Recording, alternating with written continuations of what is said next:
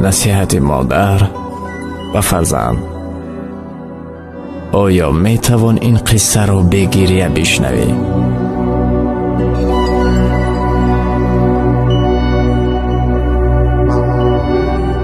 بگفت: پسر عزیزم، اگر زمان رسید که مرا پیرزن دیدی، از تو خواهش دارم بر من صبر و تحمل داشته باش. مرا درک نما.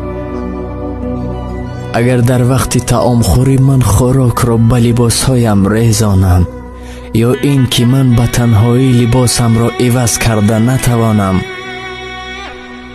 در همون حالت به یاد آر وقتی که من به تو خوردن و لباس پوشیدن را تعلیم می دادم. اگر یک کلمه را 1000 مرتبه به تو گشته و برگشته گویم، از من عصبانی مشو و سخن مرا قطع مکن. بر من گوش بده و مرا تحمل کن.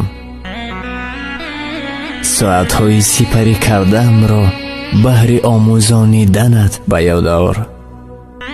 فرزند عزیزم، وقتی که تو کودک بودی دائما تکرار به تکرار می پرسیدی و من با قلب گشاد به تو جواب می دادم. وقتی که می خواستم حمام بگیری 1000 بهانه می جستی. وقتی که می بینی که من تکنولوژی معاصر را استفاده کرده نتانم،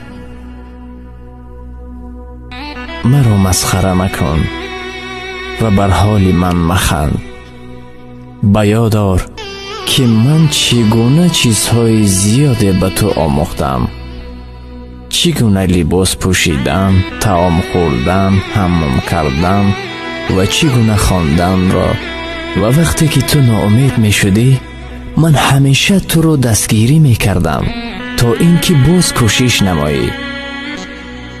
و اگر نمی تانستی، با تو می گفتم ناامید مشو، تو می توانی. و اگر به یاد نآورم، از من عصبانی مشو، حتی اگر گپی من مهم هم نباشد. وقتی که خاطرم ضعیف شد و سخنانم را گم کردم، با من وقتی کافی ده تا من به یاد آورم. پسرم، اگر با سبب پیریم یا بیماریم راه گشته نتوانم، از دستم بگیر.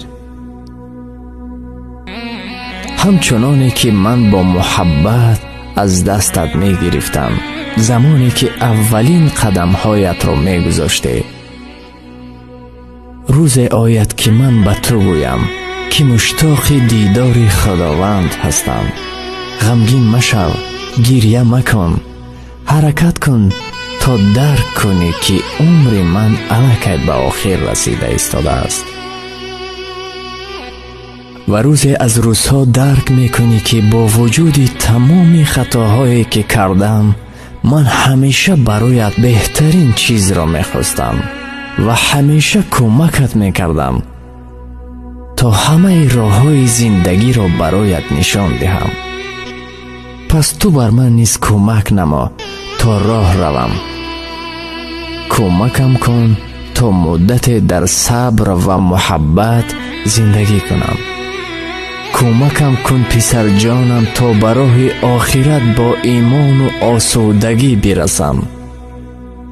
امیدوارم که روز مرگم فرا رسید هیچ غم و اندوه را احساس نکنی و حرکت کن در برم باشی.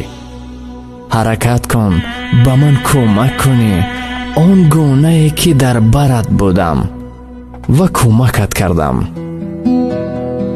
وقتی که زندگی رو شروع کردی، مرا به آغوش گیر آنچنانی که تو رو به آغوش می گرفتم و دعا کن خدایا مادرم را رحمت و مغفرت کن، چگونه که با مهر و محبت در خردسالی مرا پرورید.